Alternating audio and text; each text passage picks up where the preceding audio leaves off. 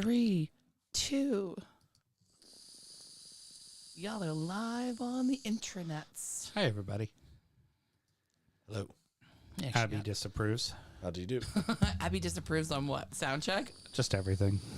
Now, if it was Abby we were talking about, might be a different conversation. Yeah, no shit. But then he'd be, what, 72? Who? Sound check conversation. Oh, yeah, I guess. Give it 15 years. How old is Tegan? Give it 4 years and let's get his opinion. I mean, I would not be happy about it, but it's her choice.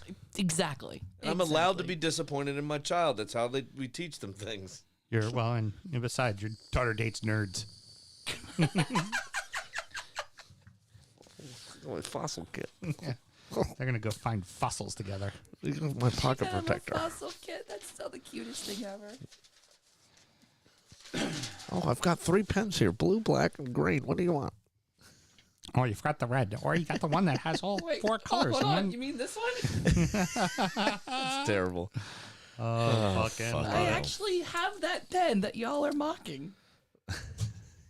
Well, what does that say about you, fossil lady? I never pretended to have good taste. Look at who I hang out with. I was to say the only fossil bone you found is that one because it doesn't get touched very often. Every time you touch it, you got to dust it off with a wee brush. It's because it's in hiding. You got to wear a safari hat. So many digging up bones, euphemism with a fossil kit. Taylor, deciding to pop in on the attempt. Hey, Taylor. All Nice right. to see you. So, Gosh, I've even forgotten Taylor existed. We've been all talking about all Christian all the time. Is Christian the new Ray? oh, no. That's Mel is doing, let's just say, Mel's Christian, nothing wrong with that. Mel doing what women do is what she doing. It's like, oh, allow me to look at Bear. And book it. Dink.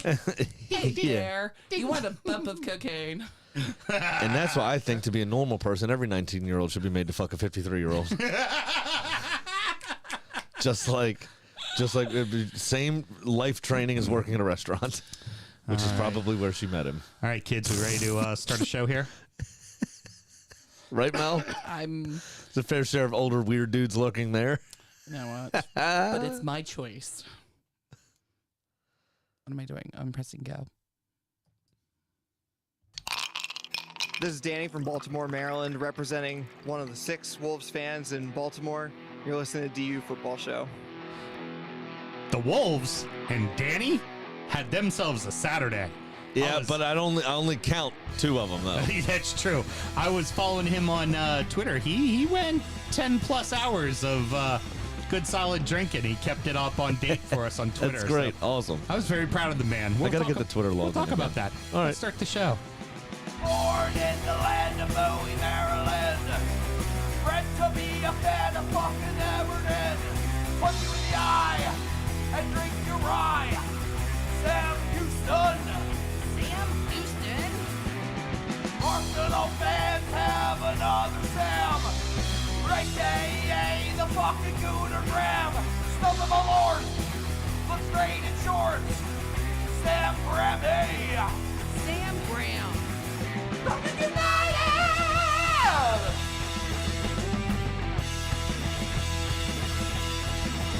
Fucking United!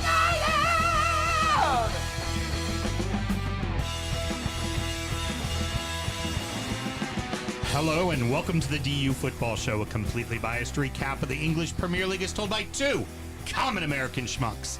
I am your host, Sam Houston, and across the way from me, you know, at least she's not 19-year-old. She's 99, baby. She's 99 every time. My co-host, Mr. Samuel Graham. Sammy, how you doing there, buddy? I imagine this is what a 90-year-old tastes like, too. Chemicals and booze. You see, Sam, first you buy the bucket, then you fill it with ice, and then you party. Hence why it's called a party bucket. This is like that. I can't remember the name of the comedian, but there was somebody that did direction. He analyzed the directions on the side of the Pop-Tart box, which was quite funny. And one of them was like removed from package. It's like, oh, really? I got to take this out of the foil? Fuck.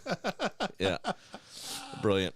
Fucking Add brilliant. ice and party, huh? Add ice and party. It's delightful. Mel, do you Produced by want more of it? Polynesian Products Company from Louisville, Kentucky. Someone tells me that's taking the Come piss. on, give me another hit of my 20s. Keep it. You can keep it. We're recording at the DU Public House just outside the nation's capital. You can check us out on all podcast platforms. Please be sure to rate, subscribe, review, and share with a footballing friend. Should you want to chat with us, there's many ways that you can. Mr. Graham, tell the good people how they can get in touch. You gotta get in touch and tell us what Mel's face looked like. That was, from this angle, was fucking hysterical. It's at DU Football Show on all the social medias, and dufootballshow@gmail.com to get in touch via email. Got to tell you what, the brand new Drip Shack is on fire. Do you see the pint glass showing up? Our boy Jared out in Hawaii got his Hawaii. got I his love it. DU pint glass. Post a little picture of him drinking a beer. Fucking love that. You can find the DU Drip Shack on every single one of our socials. Our link tree is pinned to the top of each one of our pages.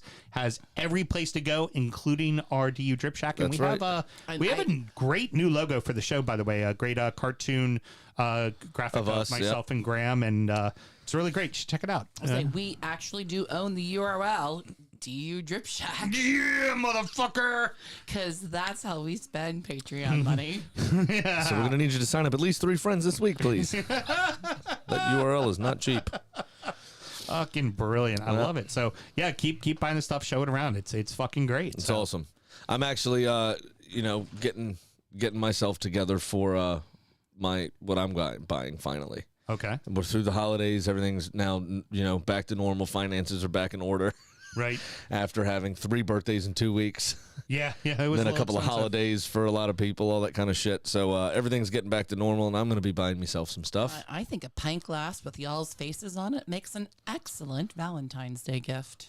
I would say so. Could accompany a Valentine's Day video, too. What? Are we going back to Valentine's Day?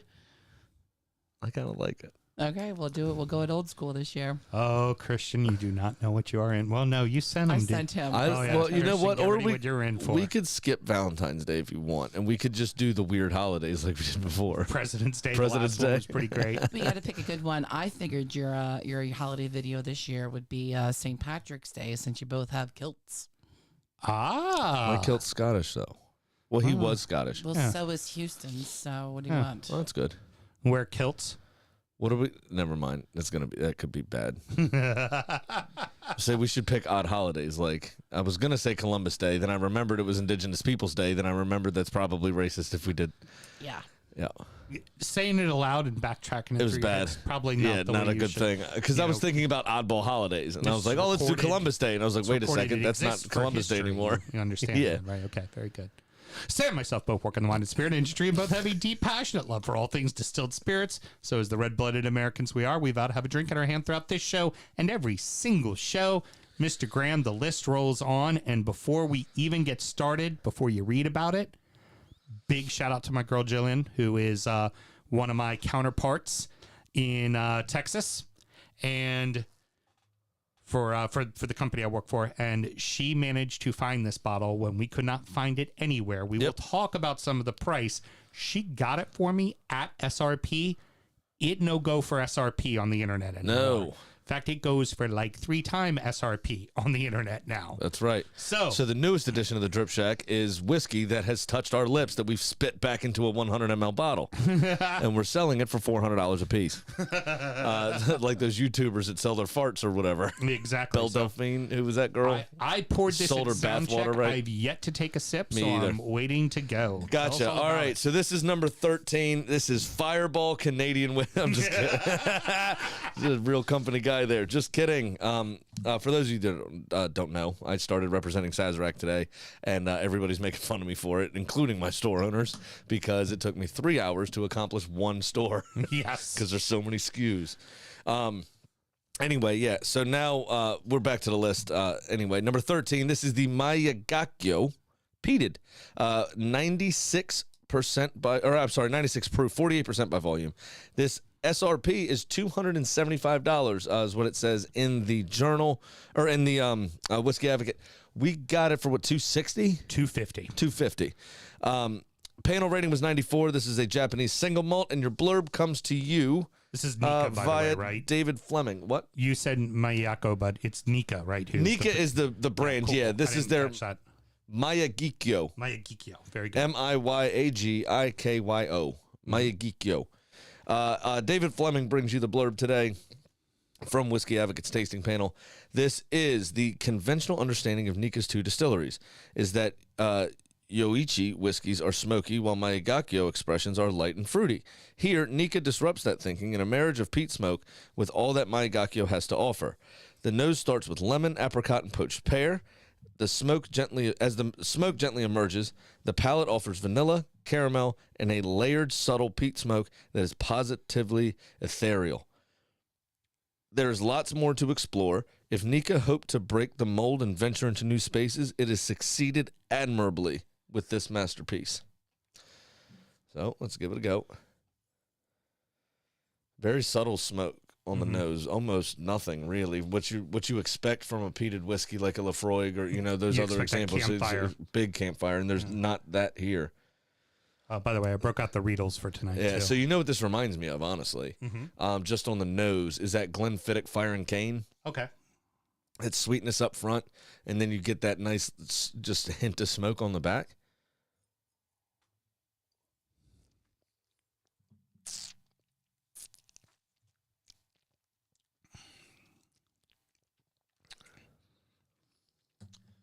Smokier than the nose would lead on. Not overly smoky. It doesn't overpower anything. There's no iodine or Band-Aid to it. It's this nice kind of consistent smoke. Big citrus up front, and then it finishes on this this floral note that you would typically see at a Speyside. Again, like I said. So what I also did for us today, I don't mind it.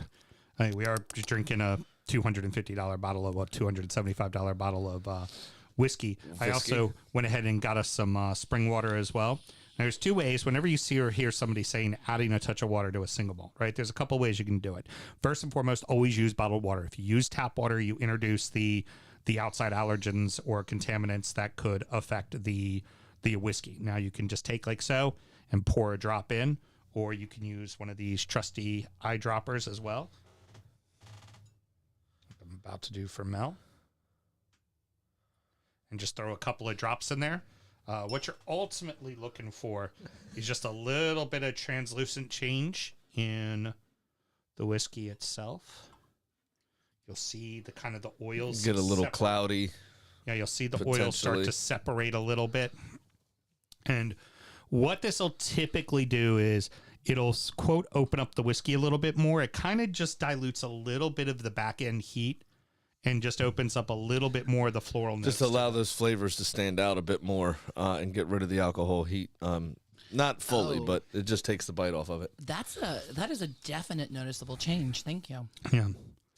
I'll tell you the third way. A little more sharpness to the front to it. I'll tell you the third way that you can apply your water, but that's for DU After Dark, which you can find, also known as Injury Time, at patreon.com/DU or / excuse me, I was corrected by Mike Rogers. Patreon.com / Senator. DU Football Show. The great Liverpudlian. From Vauxhall. Christian wants to know, is Graham going to be a Buffalo Trace fanboy like me now? No. Buffalo Trace is good whiskey. It's fine. But it is on the much sweeter end. And for me is kind of one-dimensional. It's not bad whiskey, don't get me wrong. But it's just, that and Blanton's are two that I think aren't all what they're cracked up to be. You move on to like Eagle Rare, some of the higher-end E.H. Taylors, that you're getting into some fun, crazy stuff. Stag Juniors, George T. Stag, all that kind of stuff. The Weller LaRue. The Wellers, yeah. The LaRue and the LaRue is, oh, my God. Yeah. You're getting into some really fun stuff. But Buffalo Trace and Blanton's are kind of batch-made bourbons. Why they're not more readily available, I don't know. They have the juice. They just don't release it. Yeah. So I'd like the whiskey. Don't get me wrong. If I'm offered it, I'm not going to turn it down. But they are kind of one-dimensional for me, honestly, which I'm sad to say. I'm looking forward to you getting your hands on is some of the cheap, more accessible stuff like the ancient or old age or origin age. Like there's some stuff that just like basically $15 bourbon from them. That's some Kentucky great Gentlemen. not just Kentucky Gentlemen. There's Very some Old others. Bartons. Yeah, Very Old Barton is one. Benchmark. Is an Benchmark's 8-year-old. another. Yeah. Yep. Dirt cheap and good. Got all of it. Good. Yeah, dirt cheap and good. Hit me up. Yep. If you buy 600 cases by June, you can maybe get 1 bottle of Pappy in October. Oh, yay. How about that? Love it. Very good. Now, the one thing I will say, a $250 bottle of whiskey does not need to be on this top 20. No. We We talked say about this it every last year. Yeah. This list, when they themselves This year there was, set the what, 3 parameters. this year? Something like that? 2 over 250 and 1 at 175. And we were fortunate enough to get all 3, well, 2 of them at SRP, and 1 of them's later on down the list. And we got the 175 one from a friend. So we were fortunate to not have to end up being charged for that one. But God, like, just there's no need. There's really there no really need. isn't. It's a magnificent whiskey, but it's also a super limited edition. Legitimately could not find it on the East Coast. It was never sold in our market. It was never sold in DC. In New York? It was In Florida? yeah. We couldn't find it. It was in Texas. Yeah. So Yeah. But luckily, you and I, over the years, have kind of cultivated a nice network of people that, and we are who we are, not to pat ourselves on the back too much, but people like us. we're able to figure it out. So, it's none of you lot that are watching right now, y'all didn't help with nothing. But no, only a good handful of give us fucking money every month, Sam. So you should shut the fuck up. Nah. But all of that being said, it is a phenomenal whiskey. Yeah, it's definitely very good whiskey. I'm glad we were able to get it. I'm glad we didn't have to overpay for it. If we would have had to overpay for it, I'd be disappointed. Very disappointed. But over $150 as a general rule of thumb, I don't particularly think it's worth it in general. Yeah. Because the other thing is, one, you're having 1 glass a year, probably, if it costs that much money. Maybe 2, Christmas and your birthday. Yeah. Maybe President's Day, to honor those that came before us. But other than, you're drinking it. The whole point of drinking, right, is one, for flavor, sure, great, but ultimately to get drunk. And if you have 4 glasses in a sitting, one, the 4th isn't going to taste the same.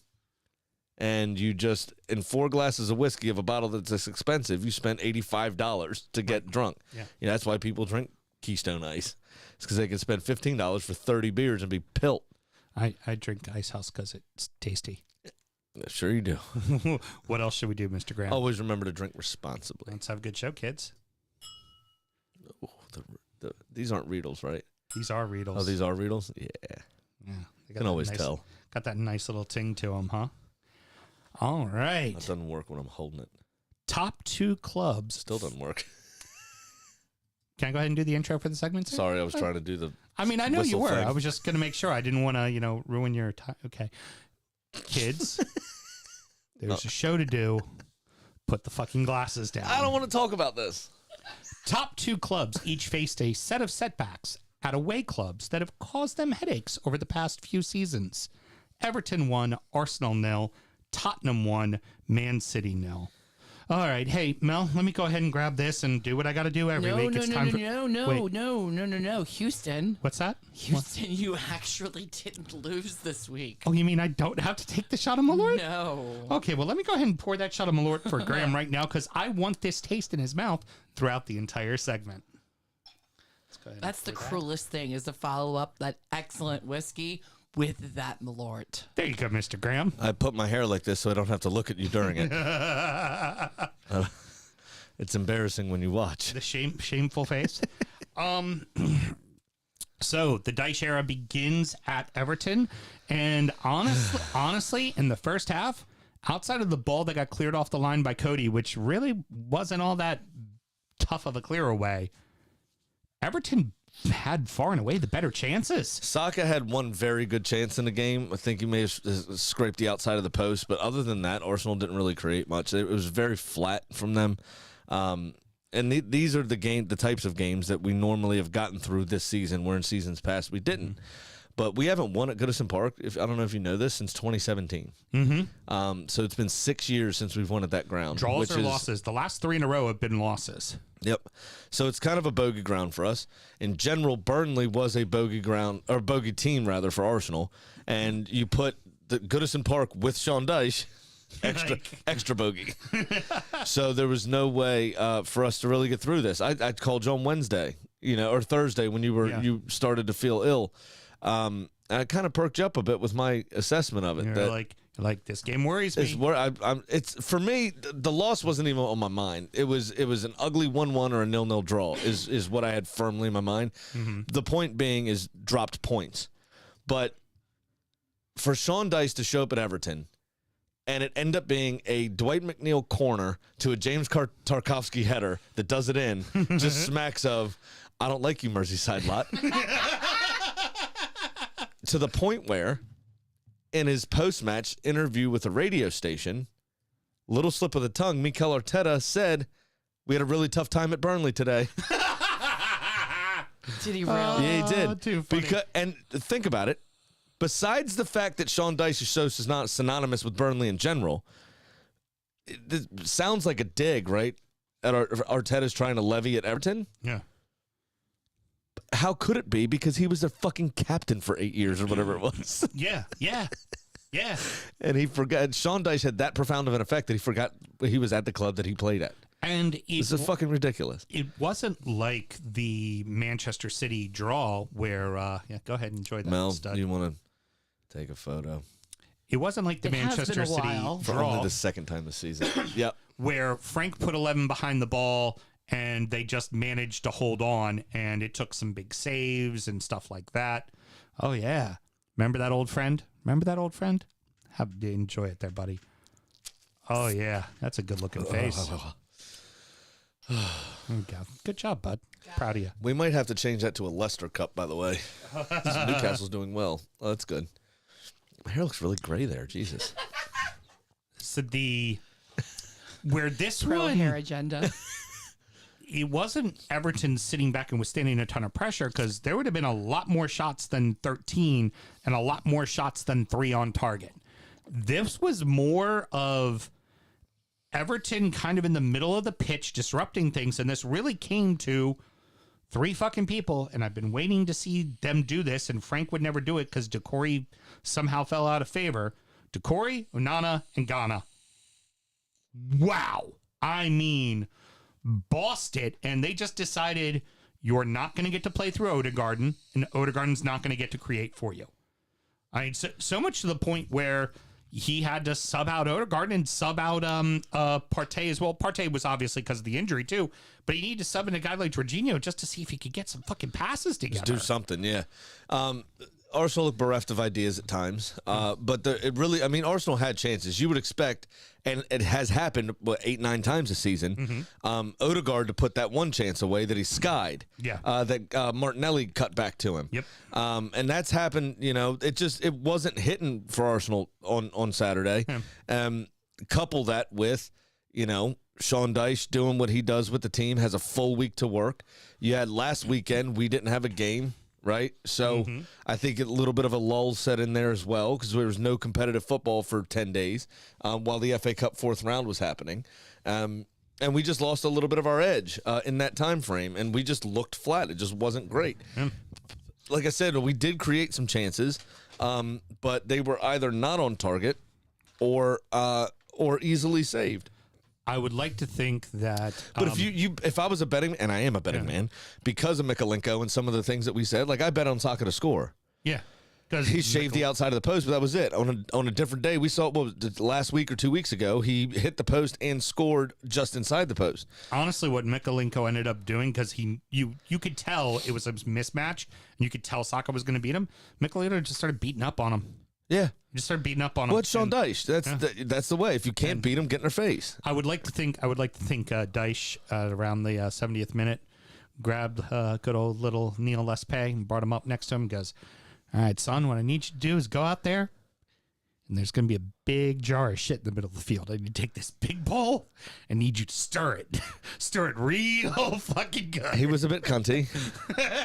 Neil Mickless. The minute he felt like he was getting fouled, he'd go down. Got a ton of calls. And honestly, if you think about it, he probably shaved a good 3-4 minutes of that match. Not even the scuffle at the end, but just Zinchenko. Besides that, I mean, Sean Dyche just gets in your head, right?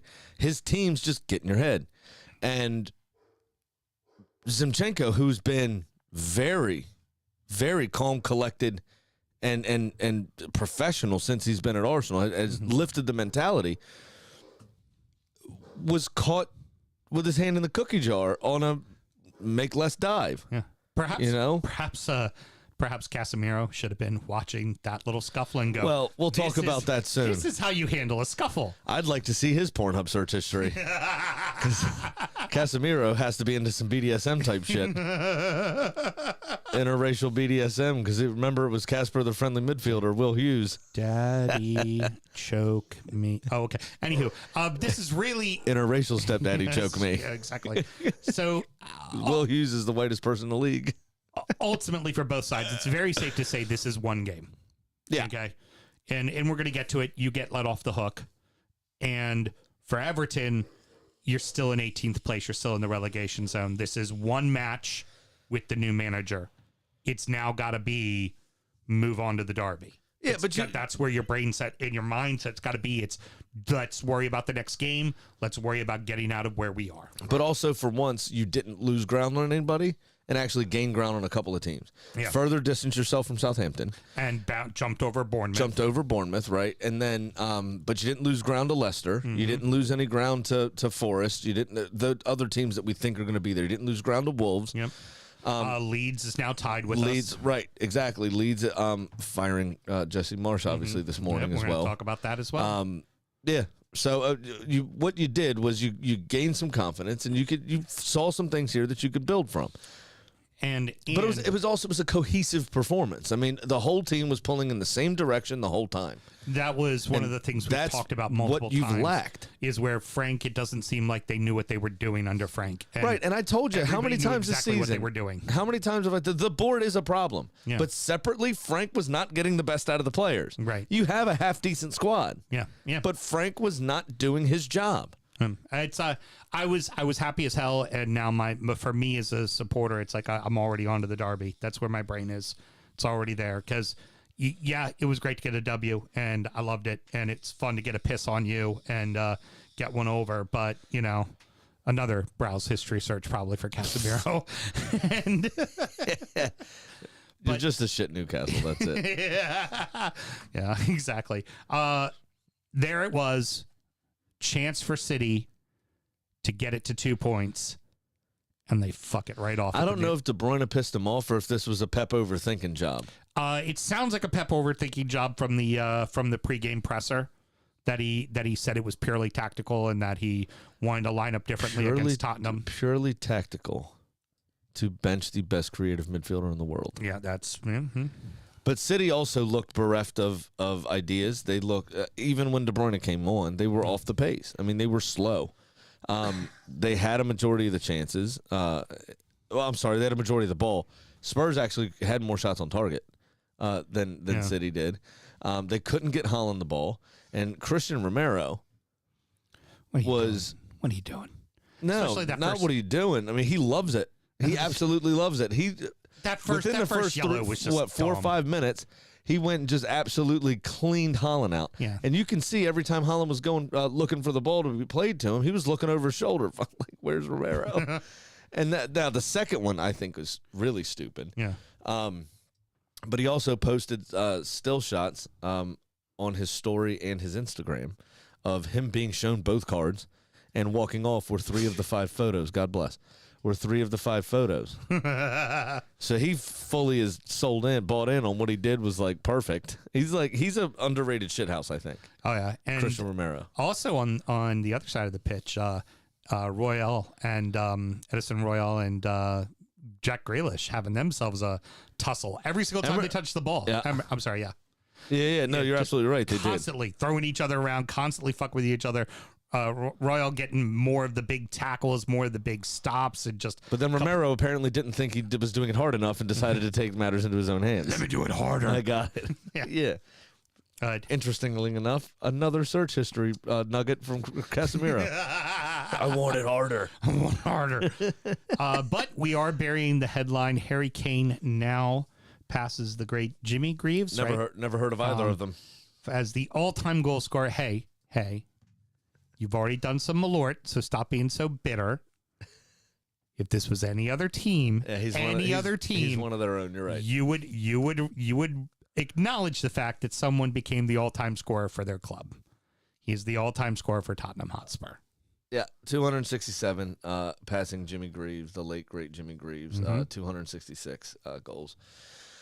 The funniest part I thought was his post-match on the field when they ran up to him and said, like, Harry Kane, how do you feel? Mm-hmm. And he was like, well, I can't really put it in words, to be honest. And I was like, well, in my head thinking, probably because we wouldn't understand it anyway.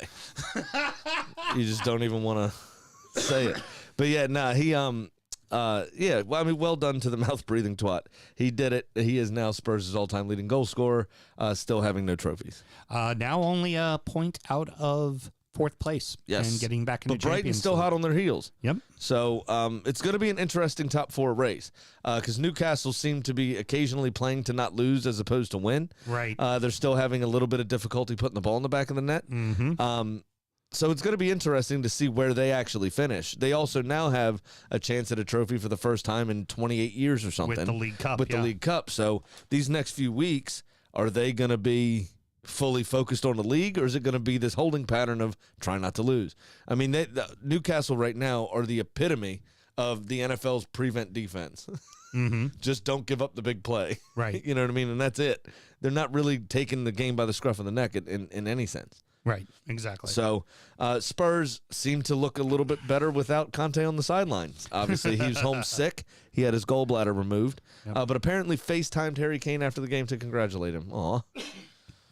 A rare show of emotion from such a hard bastard. And then this morning, the bombshell.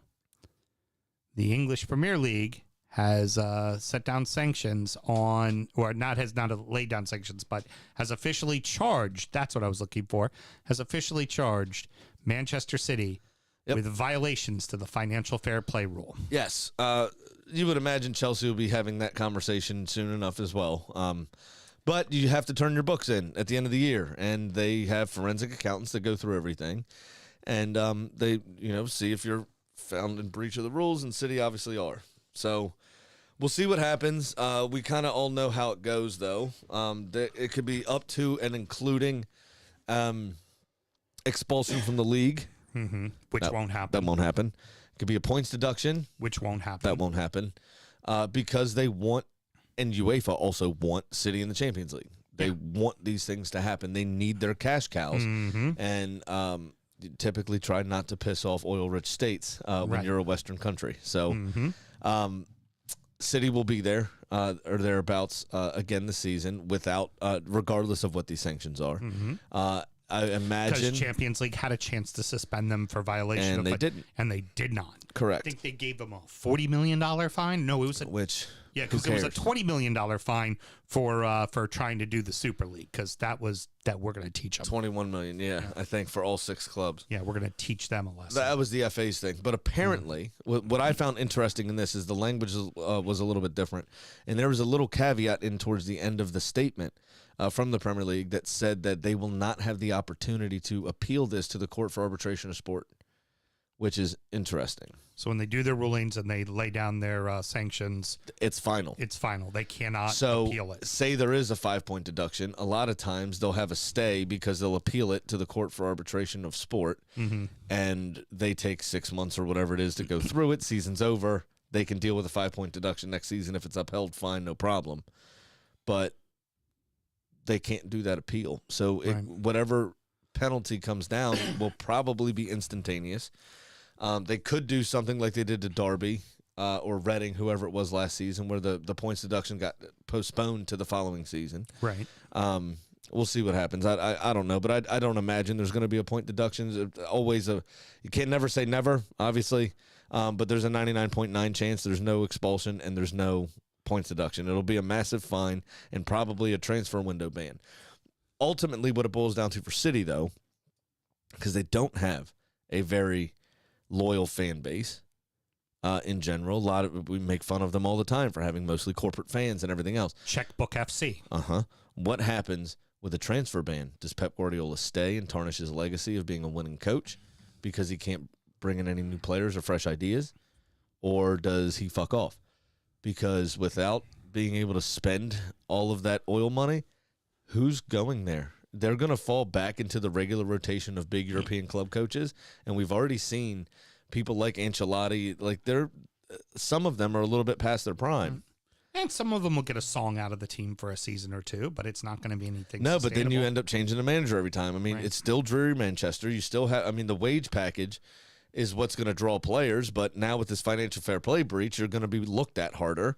So it's entirely possible that City could suffer on the back end of this because they can't attract top level talent and management. Well, they're also not able to do what they typically do because this is what they did early on was, frankly, take players from you.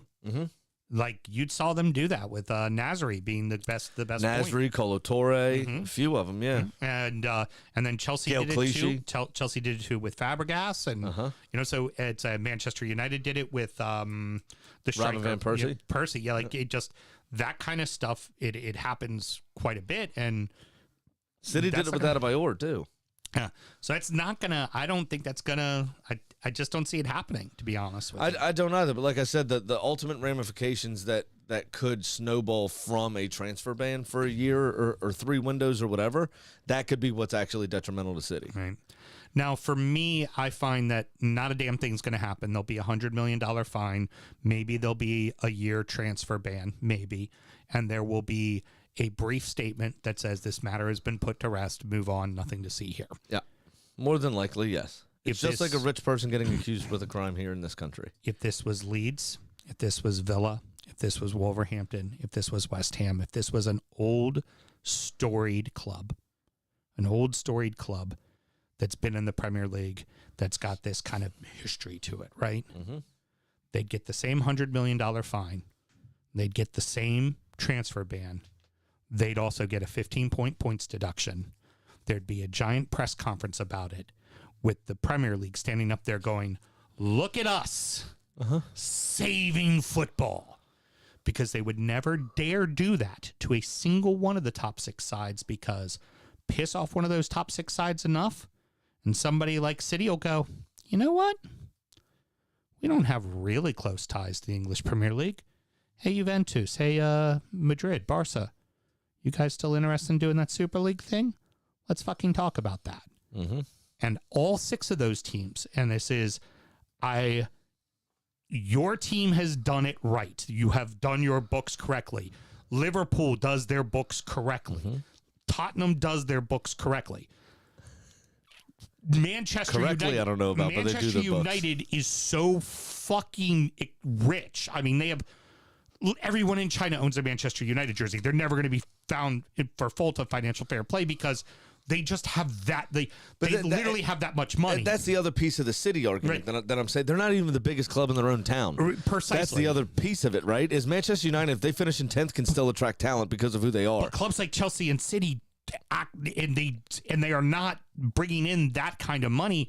But the problem is ultimately the English Football League cannot. They can't survive without the top 6 because they could leave, and it's going to be this little slap on the wrist. And I think there could be a transfer ban, but it's going to be there's already the precedent for it, what they did to Chelsea, obviously. Right. So, but that does hurt teams at the top tier.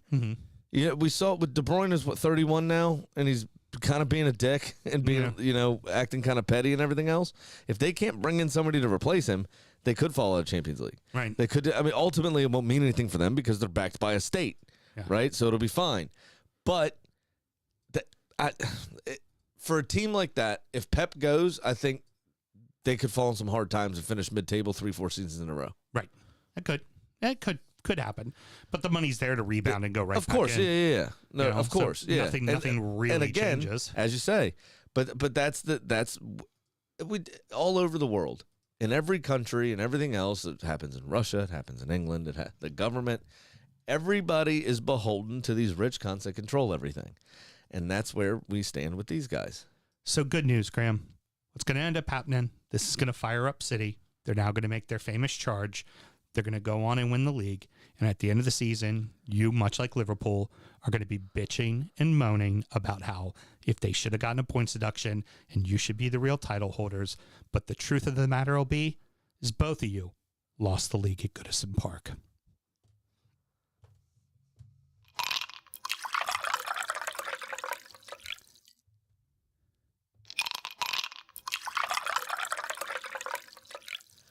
I actually have a good reply to that, but I'm going to let you live on your zinger. Yeah, there you go. Dick.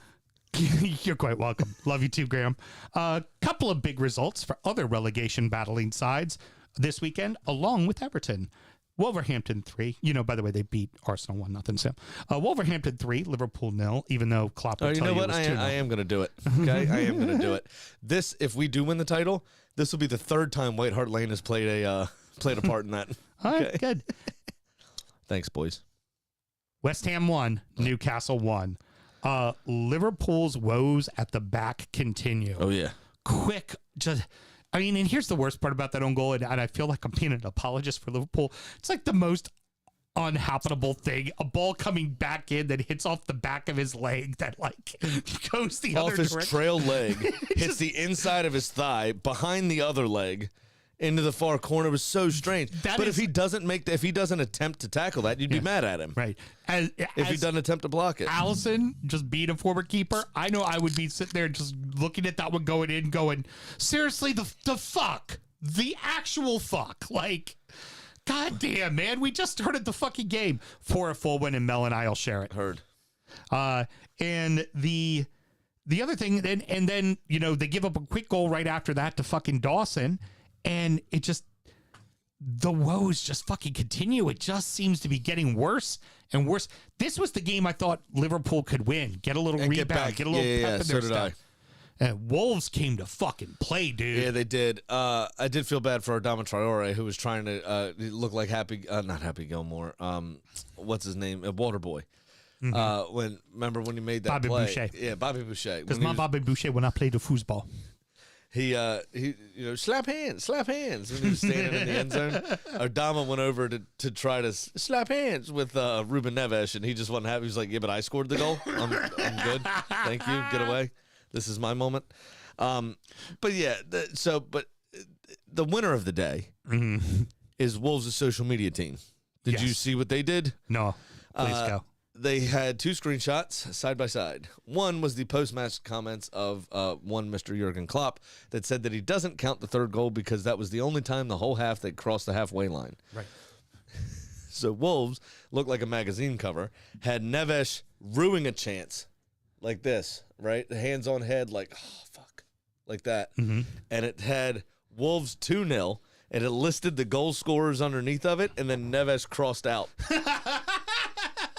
So they still would have won 2-0. They still would have won 2-0. What are you talking about? But yeah, it was. I mean, Liverpool edged a lot of the offensive statistics. They had more shots. They had more shots on goal. I feel like it's going to happen for them eventually, but they're lacking so much in intensity. They just don't. They're not the same. This is not heavy metal football. This is 97.1 Watch FM. This is fucking soft rock stuff at best.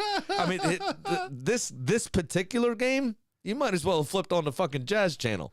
It was such smooth sailing yacht rock, maybe. What is that called? Yep, yacht rock. It's just like fucking Margaritaville nonsense here. Yacht rock football. I love it. Yeah, that's what they're playing this season. There's just no intensity whatsoever. Mo Salah looks like he's the only one that's trying, and he only does that 2/3 of the game anyway. Mm-hmm. It just... Wolves came with the intensity. The same thing Everton did, really. Mm-hmm. They came with the intensity. They got in their face. They hurried and rushed them. And whatever they weren't able to clean up, Jose Sa was. Well, we were talking about earlier in the season that the problem that they were having wasn't scoring goals. They've gone out and they've gotten a bunch of pieces. Feels like Lopetegui's going to make those pieces work, and they're going to be okay. He's a good coach. He's just a dickhead for quitting on Spain 2 days before the World Cup. Yeah. Well, Spain fired him. Because he openly took the Real Madrid job post-World Cup. Right, exactly. Yeah. But either way, this is, what are you going to do? This is what happens when you play fucking, Margaritaville football. Klopp has till the end of the season, right?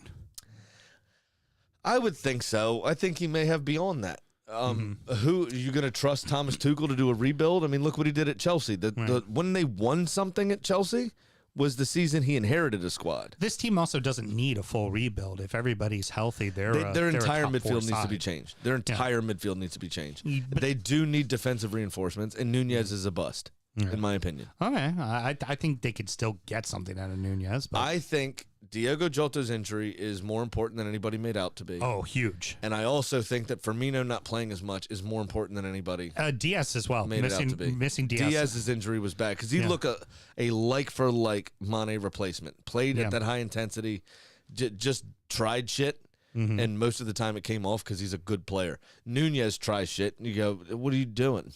Why? So the Magpies come out fucking flying. Yep. And then completely fuck it off. Yep. Because the rest of that match, it was West Ham, dude. It was fucking West Ham the rest of that match. Yeah, I mean, Newcastle had a bit of a go here and there. They had some spells, but they were patchy at best in terms of when they were on top in the game. And what you've come to expect from them this season is they're on top in most games. Right. And they just weren't.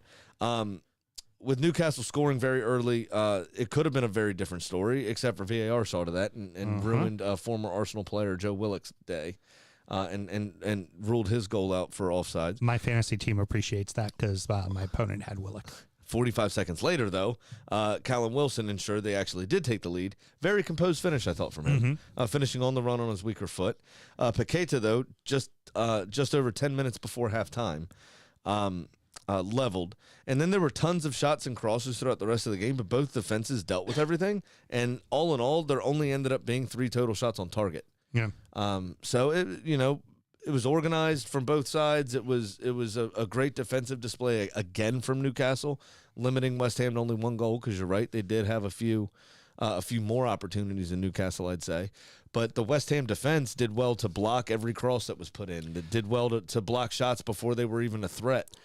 So I thought both teams played well. Since that City 3-3 draw, you might score. You ain't scoring a second on them. That's for damn sure. Right. Like, you're scoring 1. If you're going to beat them, you're going to beat them 1-0. 1-0, yeah. And in all likelihood, they're gonna probably try to get 1 on you. Here's the biggest thing, though. It's obviously Isaacs had in the League Cup semifinal had a concussion protocol injury, which kept him out of the game against West Ham, which he really could have been a vital change to be able to have that second striker to bring on or to remove or to replace Wilson in the game. That could have helped. And also, St. Max got the start, which was good to see. Like, he's going to get bedded in. Yeah. And of course, Gordon made his debut as well and ran around and did absolutely nothing. Can I try my hand at a transition? Please. Much like both of these next 2 sides.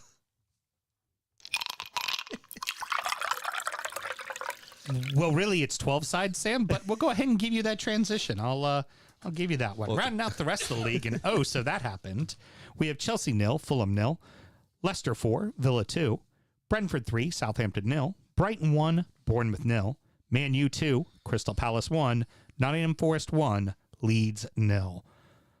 Fulham, this is the first 4-pointer since the 1975 season over Chelsea. It is the first time since 2002-2003 that they have not lost both matches to Chelsea in a West London derby. So, good. You said first 4-pointer since when? 1975. 1975. Melissa. I was not born yet. He was, though, which is the point of this. How does 2-year-old Sam remember that? Was that fond memories it was of that a great memory. when that happened? I remember getting up, turning on the old black and white, and watching it with me pops. Yeah, it was lovely. She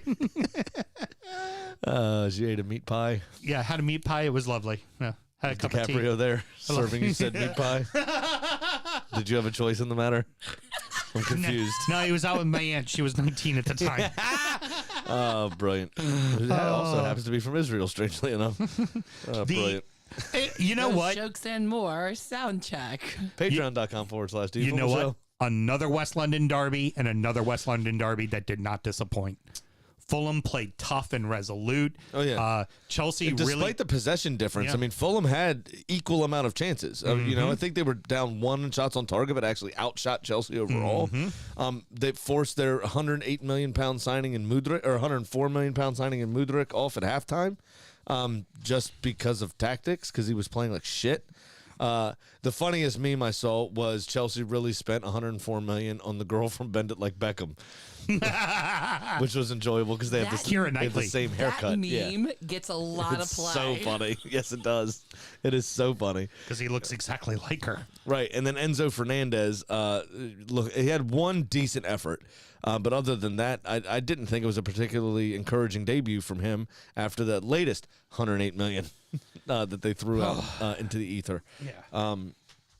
But yeah, I mean, Fulham, both teams really lacked the cutting edge in this game. At the end of the day, but there was some lovely stuff played up and down the field from both sides. But Really, Fulham's at the bridge. Are they really looking for a cutting edge, or are they fuck looking to no, get they're out? looking for a draw. Yeah. Absolutely. And they got it. So boom, good for them. They sit at I think 4 places above them in the fucking table right now. And for Chelsea, this is 2 games in a row you didn't lose, where that's not necessarily been the case. So defensively, maybe starting to figure it out a little bit. Might be able to use this as a platform to try to figure out the rest of the team. Let's see this core of defenders maybe get a couple games in a row. See if they can't continue this nice defensive run. Much like the first time this has happened since 1973, any sexual encounter you've been a part of, both sides leave happy. Oh, That's pretty good. That is pretty good. Villa comes out swinging, but ultimately, shitty defensive effort from that team. Terrible. God, they looked horrible. I thought we were supposed to be ready for Unai Emery defense. What happened? Yeah. Told you so. About what? You said we were going to be defensive. We're very offensive, not very defensive. I think that's more of a personnel situation rather than him. But Ollie Watkins obviously got things going early on with a Finally. rebound. Madison said, fuck you, equalized 3 minutes later. Yeah, but can I dwell on that Ollie Watkins That was goal for a Iheanacho. Madison second? was the third. No, Madison was the fourth, I thought. Number 1 and 2 were both Iheanacho. No, Iheanacho, I don't know. No, okay. Iheanacho scored once. I don't know. Iheanacho had 2. Let's take a gander. Yeah, Iheanacho. Go ahead, Mel, finish your thought I was about... just saying the Watkins goal. That was the guy. He's been hungry for goals this entire season, and he's finally on a roll. And that's that never say quit. We saw a lot of that from Villa, despite the loss. I really liked that Watkins was following through in his goal when Dia was there at every time, and the 2 times that Emi Martinez got pulled out of the goal. Both times when he got beat, first time Tyrone Mings coming full speed, trying to get that slide as a last minute block. Second time it was DL coming in full speed. Villa never gave up. We've got a fire, and I'm very encouraged by this team, despite that I might have fallen asleep during the last 10 minutes of the game. It was just an off day at the office for Yeah. Villa. Ultimately, the other thing I would the say, other though, team was better. I don't know why they this thought just played popped in my better. head. What? But based on what you said, all I can think about now is Unai Emery doing a karaoke version of "We Didn't Start the Fire" by Billy Joel. For some reason. And I'd pay money to see that. like our boy Mark did with all the signings from Nottingham Forest on our 20 supporters show. Yes. It was fucking brilliant. The other thing, too, that I think ultimately helps Mr. Watkins, by the way, is the fact that Unai Emery just flat out said, you know what? You're my fucking striker. And then sold the other striker. Like, that tells the kid, you're my guy. Period. End of discussion. I mean, you could just put him on the bench so there is a backup plan, but now you're a little short in attack. Yep. James James Madison got the first goal, 12 minutes. Okay, sorry. Iheanacho assisted that goal. Okay. He scored himself on 41, then assisted in the 47th for Tete's, and then Dennis Pratt scored in the 79th. Okay. I could have sworn that He Iheanacho was assisted on- twice and scored Okay. once. Okay, very good. Yeah. Very good. Heard. My apologies, sir. You write good notes, and I just decided to shit all over you. I appreciate it. Much like Everton did to Arsenal at Goodison Park this weekend. Much like Leonardo DiCaprio did to...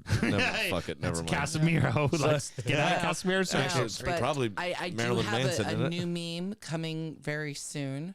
I can't see it. The 4 stages of Malort. I already sent you guys a copy of it. Oh, great. Brilliant. You're not going to get that meme on me because I don't take my Malort like a little bitch. All right. Anyways, up the Villa, I wasn't discouraged. Good hustle and so much man love. I love all the man love that Villa has for one another. Cheers. While she's doing that, the second best bum at Villa? Again, injured. No, he's the first best bum at Villa. Oh, Ashley's the second best. Ashley's the best. Come on. Or second best, rather. Did you see her get a little feisty this weekend? No, I did not. She got tackled, left on the ground, kind of looking around like, what the fuck? No call. I don't know how long later it was, but it was a real video, so it just kind of cut to she was walking away, which I enjoyed, and then she fucking just leveled this girl. Absolutely fucking leveled this girl, like scissored the whole nine. Well, I can't say that there. It's like a scissor tackle. Right. Got you. The scissor tackle. Not a Casemiro Pornhub search. Absolutely. We got you. Actually, that's probably a David Luiz Pornhub search in it. The old scissoring. Fuck me. All right. Which you can find at Everton's new North Stand, the Brazzer stand of the new stadium they'll be playing in the championship in. All right. Keeping it moving. Bees cruise at home, man. The Bees are just cruising along, man. If they're playing in their building, they are damn near impossible to beat. Yeah, Southampton actually had more shots on target than Brentford did. However, Brentford were absolutely fucking ruthless. Only 4 shots on target, scored on 3 of them, obviously. And Mbeumo, Wissa, and Wissa didn't score. He hit the post. He hit the actual angle. It was Mbeumo, Janelt, and Ivan Toney were the 3 goals. No, I thought Ben Mee was number 1 and Mbeumo was number 2. Maybe Janelt missed also. Yeah. But why am I forgetting this all of a sudden? It's all good. Normally don't do that. But the key thing was those 2 goals. Fucking 99 peaches went straight to my head. Those first 2 goals were in the 41st and like the 44th. And honestly, you come out in the second half and you're Brentford, you don't need to go get the match. No. So sometimes you see stats like, oh, Southampton outshot Brentford. Well, it's probably because Brentford sat back and said, fuck off. Right, yeah, no, exactly. Ivan Toney actually got a card. Oh, okay, got it. Which I just assumed since his name was on the score sheet, he scored. It was a goal, yeah. It had to be, all right? Good. Yeah, it wasn't. All good. Nope. Saints need their new transfers to bet in quick because there's no sinking like a stone. They are the fucking stone. They've got to fix this shit. 100%. So I don't like searching for Southampton news, as you might imagine. So I do have to appreciate Kenny on this for getting in touch and letting me know what's happening with Southampton, since I won't look at it willingly. Right. Somebody who is with NBC Sports, Joe Prince Wright, never heard, double barrel last name, Joe, and then Prince Wright, verified, pays his $8 a month. But at JPW_NBC Sports. So I assume he's a journalist. Quote, "You don't know what you're doing" is the chant from Southampton fans. In the away end at Brentford as Nathan Jones takes off Lavia and Ndozi with the Saints 2-0 down. Deja vu this as hashtag SaintsFC fans sang the same to Ralph Huston towards the end of last season. Now, why that's important is Nathan Jones's comments after the game. Statistically, there weren't many better than me in Europe. This is him talking. "We spent next to nothing at Luton and produced pound for pound. I've compromised my principles because of personnel and the way people want to play, because of fans and so on, but no more. I've listened to people and it's been to my detriment. I've compromised too much. What you've seen today, that's not the way my teams play. I've let everyone down because I was brought in to drive the standards, and that wasn't good enough today. I've allowed certain things to happen and gone away from what's made me successful in the past." I think those are smack of a man under a tremendous amount of pressure. And I don't know how much longer he lasts in the job. if he's talking like that already. And if they go to a third manager before the end of the season, that is typically the kiss of fucking death right there. Yep. That is absolutely positively the kiss of fucking death. 100%. They're really, I mean, Frank Lampard's available. I hate to say it. You can't play Everton every week. Steven Gerrard's available. Well, I'm sorry. Correction. You can't play Frank Lampard's Everton every single week. In fact, you can't play Frank Lampard's Everton anymore. Neil Warnock's available. That's what I'm hoping. Yeah, I'm them and the next team we're about to talk about. I have very little faith for as far as staying up, and that goes into Brighton beating Bournemouth. I'll talk about Bournemouth first, and then we'll go ahead and no, you know what? Brighton's quick. How the hell does Ferguson not score when he gets 3 fucking opportunities in the first fucking 10 minutes of the match? I don't know. That was the funniest bit. And that was Dennis Undav. Okay, Undav, yeah. It was Undav. 10 chances in 10 seconds. Oh, because you know what? Because if it was Ferguson, he would have put one of them. Would have put one of those fuckers away for sure. One of them would have went in the back of the net. Shot hit a defender. Shot hit the post. Shot hit the goalkeeper. Shot hit a defender. Shot hit the post. It was very fucking funny. It was hysterical. Finally went out of. That's really the funniest thing that happened. The rest of the game. Yeah. You could hear the Benny Hill music going in the background. Benny Hill or the Curb Your Enthusiasm music. Either one of those would be absolutely fitting. You're right. But what's his name? Matoma. Yeah. My autocorrect changed it to Miriam. Nice. Knew that wasn't his name. Matoma with the goods again. Finally, late on again as he did against Liverpool in the FA Cup. Was it FA Cup? Yeah, it was the FA Cup. Where he scored late. Did it again here, 81st minute, I think it was. But it was a pretty frustrating day for the Seagulls. I mean, Bournemouth stuck to their task and made it difficult for them. But they were the better team, and they didn't let their heads drop. They just kept it going. So yeah, it's for Bournemouth. We were talking about this in October. We were like, they're already slipping. They're already slipping. And in November, they were already slipping. And then they had that magical week against Frank Lampard's Everton. And then after that, they've been slipping. And they got the one draw. When he first took charge, they were what?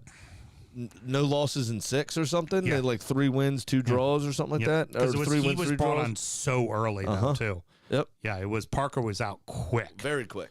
Yeah. So, but after that, it's been dog shit. Mm-hmm. Absolute dog shit. And I don't see where they're going to find a way to survive, to be honest with you. I really don't. No, I think they're down. Because now, I just don't see where they're going to do it. I really don't. Me either. Moving on, Manchester United, Crystal Palace. Rashford scores again. Fernandez scores on a penalty. Yay. Why Casemiro got to choke a bitch? So, Will Hughes, if you'd said to me before this game started, because he hasn't played for Palace for quite a while, I think, that if you told me before the game that Will Hughes would have the biggest part to play in the entire thing, I'd be like, you're fucking nuts. Mm-hmm. He's the one that gave the penalty away with his hands, with the handball in the box, shying away from a cross. And then he was the one that got choked by Casemiro. Both hands, and then he got bitch slapped. Casemiro backhanded him. I like to think that Casemiro pulled Wayne Brady in the Dave Chappelle show. Yeah. This is missing other Benjamin. Is Wayne Brady going to have to choke a bitch? Is that? I mean, I try to be nice. I'm gonna. That's it. I'm gonna get out of this car and just put his hands on Will Hughes. Like, how do you not know VAR is going to see two hands around the throat? You're one of the only players that has gloves on as well. And VAR loves to isolate the worst part of the video and put it up on a giant motion screen possible. Yeah. And a giant screen for the ref to walk right up and go, oh yeah, he's choking him, and turn right back around and hand him the red card. Now, I am, with as baby-faced as he is and as surprised as he was to get the red card, I almost felt bad for him. He almost convinced me. And then I remembered what he did. Yeah. And then I rewound and recorded it so I could wink to it later. You have to, it sucks that you're now going to miss him for Because I'm into that kind of kink. yeah, that's violent conduct. So that's 3. That's going to be 3 he's going to miss. So you miss him for both of the Roses rivalry matches, which that's the kind of match. Be fine. Well, but that's the kind of match you fucking need that guy for, you know? Especially a team that's playing on the edge of their fucking life and they just let go of their manager and all that crazy shit. Like, that's exactly the game you need that fucker for. And he's now out for both of them. Also, news coming out of Manchester this week.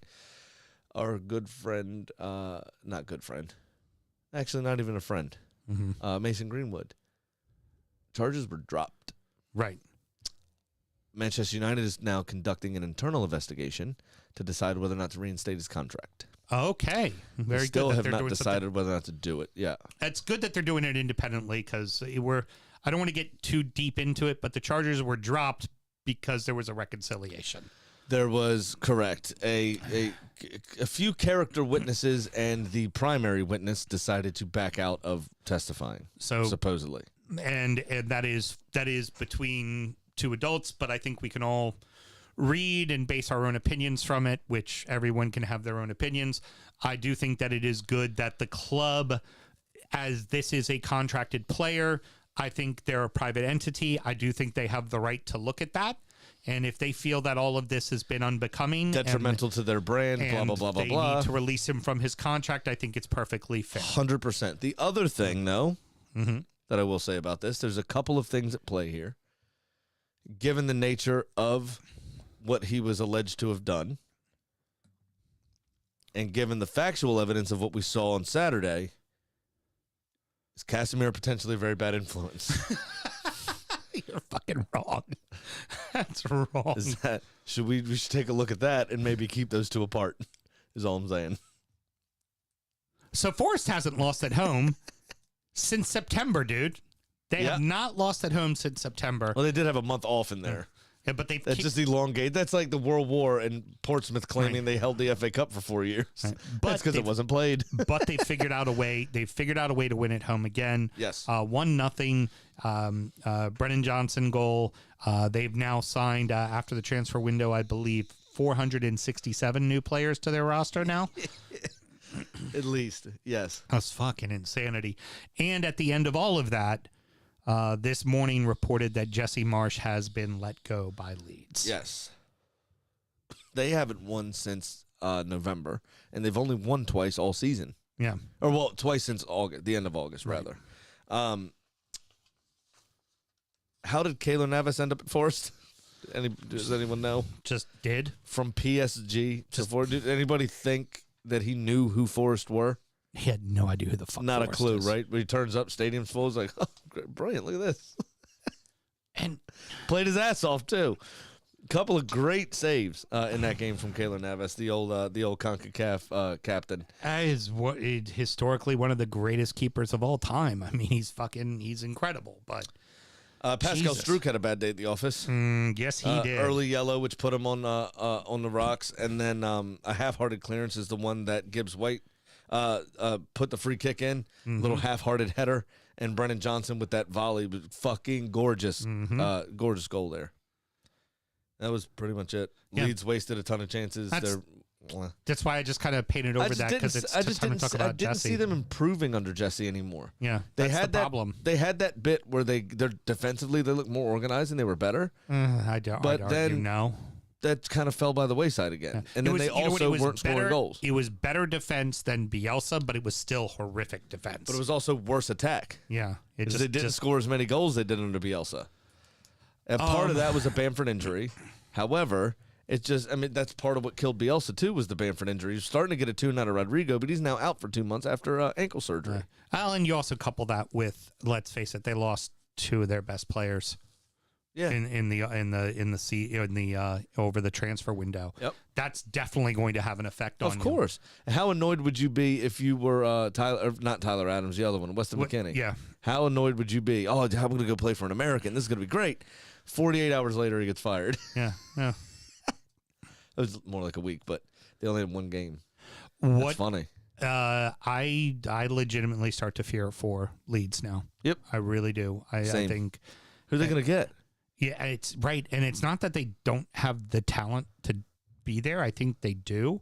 I just think that the teams around them in Everton and Wolves have made at least changes. Yep. You're and absolutely are right. going to be better. So I'll always go down my favorite managerial short list simply for the tweets, for the post-match, for the all that stuff. Warnock, it's got to be up there for me. And then Sparky. Roy the Boy. Sparky. Make it Sparky. Mark Hughes. Sparky. You know who seems to want to get back into football? That would be a joy. Alan Pardue. See the old Yorkshire shuffle on the sidelines. Fucking fantastic. I'd love it. Well, it's Marsh. Marsh has now been let go, which we all now know means inevitably U.S. national team. U.S. national team. Sure money. It's not even ironic anymore. I'm down $2,000 fucking dollars. Uh-huh. Sucks. This sucks. And it all happened the first game on my docket, which was Arsenal-Everton. Yep. Well, So why don't you tell us what you did there, big boy? Villa and Newcastle killed my bet, so I'm down $1,268. Big Sam's Lock of the Week. And my couple losers reads perfectly. Seriously, Mel? Because also, Y'all put way too much pressure on Villa this week. No shit. I had a feeling, and I should have bet money for Arsenal and Villa to both lose. Okay. Graham, did you know that 10.526316% of the time? It works 100% of the time, big boy. It's such a damning stat. Alrighty. Fuck it. 100 on Everton to win the derby, plus 550. Going for it, baby. Just plus 550? That's Just it? plus 550. I thought it'd be like a plus 2,500. They just, you know what? It's the bookies see Everton at Anfield coming over the horizon, and they're going, slump buster for fucking Liverpool. Here comes a 4-0 to Liverpool. We know that's happening, right? Suddenly everything's going to be all right. Yeah. Oh, you want to, sorry, I'll shut up. Yeah, Run your this is segment. my segment, twat. We have a caller. We do have a caller.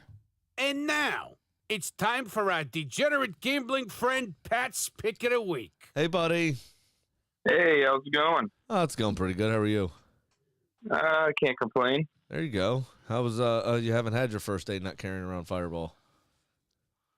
Yeah, that was last week. Yeah, I had my first day selling it. It's not fun. Why? Because there's ordering too many cases? No, there's just too much to do. Just too many SKUs.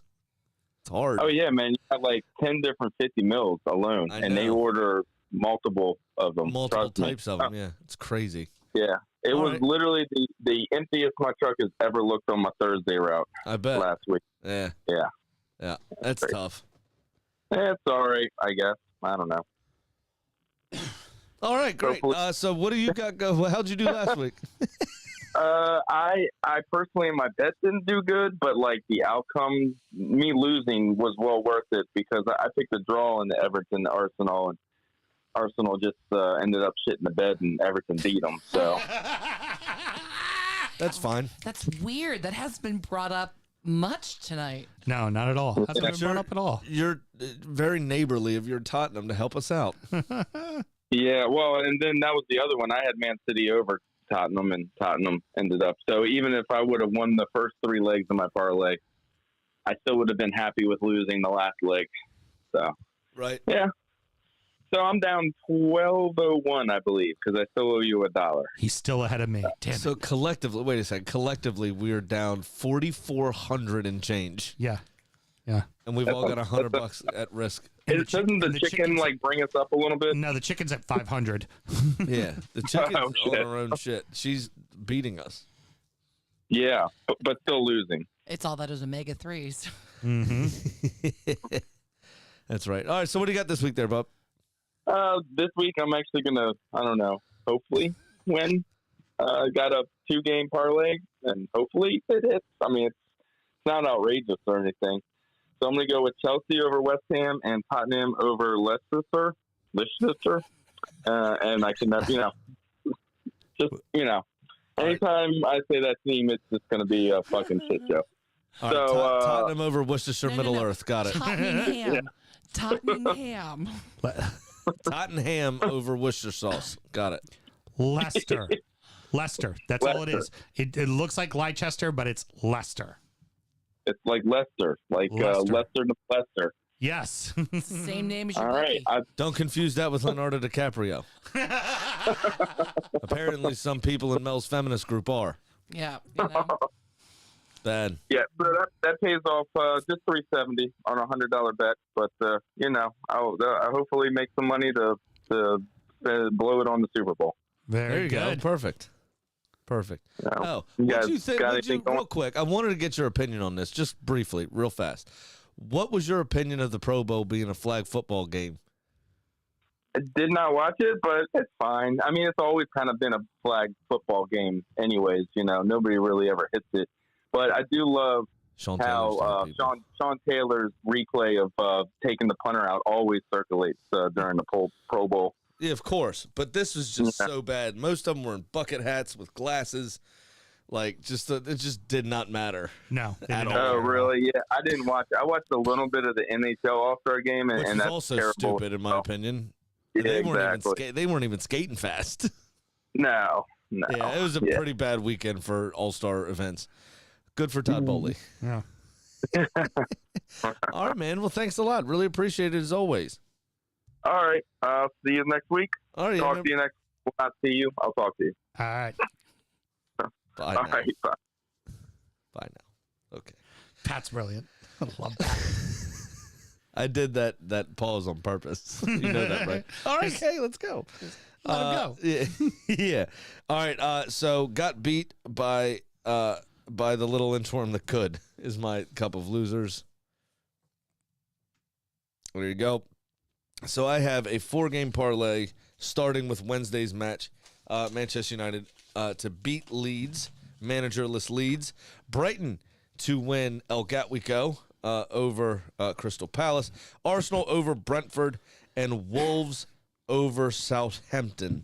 That $100 pays $989. Very good. I think that's a pretty decent shout. It's a solid little shout. It really is. Arsenal have been pretty good at home, obviously. It's been a fortress at the Emirates.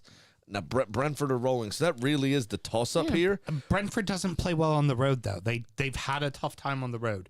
Remember, they had that 0-0 that they just kind of barely got out of against Leeds? Yep. They really haven't looked good on the road. Yep. Well, that's So we'll see how it goes. not a bad segment, despite me stepping all over it, which I apologize, sir, my good friend. Tried to do that when I was driving the bus the other day. I'm used to it by now. Look, I just Welcome to my world. I'm like a 19-year-old girl in the situation. well, I'm no not allowed to autonomy for your own choices. Did you just call me Leo? For my own hosting. If you just compared me to Leo, that's almost as good as a chicken. I think it's rude to refer to the women as chickens, Sam. Well, Kitty should have stuck with her guy. Yes, she should have. But now she's lost 2 in a row and sits at 10-10. Has she ever picked Everton to win? Not once. Not once. She's a smart chicken. This week, I gave Kitty Chelsea heading to West Ham. So she showed me some exclusive footage of her with owner Todd Bowley on transfer deadline day, assisting him in getting the deal done for World Cup winner Enzo Fernandez. Mm-hmm. I mean, she's always behind the scenes on those stuff. Oh, yes, she is. Now, She's an influential poultry. she is an influential poultry. Now, we know Kitty has ties to the Argentine national team and clearly had a play in that record transfer fee, and so she sees Chelsea winning at West Ham. Very good. Very good. I would have thought you would have fucked up Bowley, but then Sam said Bowley like 2 seconds before. So. I like how you assume I even listened to Sam at all. What? You obviously do, because we always gang up on him. Well, I know you never listened to me, because if you did, That's the truth. you would remember to gamble legally and responsibly. Championship Corner! I've fallen and I can't get up. Oh no! West Brom beat Coventry 1-0 in an enthralling match on February 3rd. That was your Friday. On Saturday, Burnley roll on 3-0 over Norwich City. Rotherham and Sheffield United played to a 0-0 draw. Huddersfield and QPR 1-1. Hull and Cardiff, Hull 1-0 over Cardiff. Luton 1-0 over Stoke. Maybe Nathan Jones went back and had a wee weekend. Played more of a part in that game than he did his own. Borough 3-0 over Blackpool. Millwall 1-1 with Sunderland. Bristol City 2-1 over Preston. Reading and Watford played to a 2-2 draw. Birmingham 4-3, big winners in a barn burner of a game against Swansea. Nothing on Sunday, and Monday turned back Blackburn and Wigan being 0-0. That leaves your table looking like Burnley on top. 29 games played, same as Sheffield United. 65 points with a plus 32 goal differential. Sheffield United are in second on 58. Middlesbrough are in third on 48 points. So the top two really pulling away now. Sheffield United only having a plus 24 goal differential. So Burnley have that extra point in terms of the goal differential being plus 8 over Sheffield United.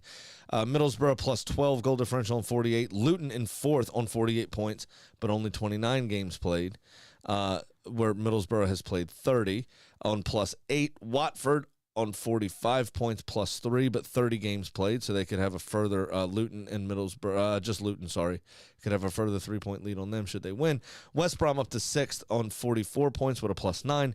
Blackburn is in 7th place on 44 points as well, but a minus 4 goal differential.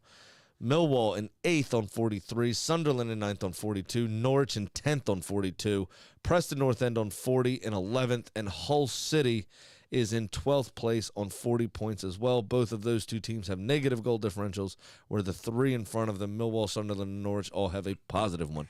So still a lot of change could happen. One win takes 10th into 5th.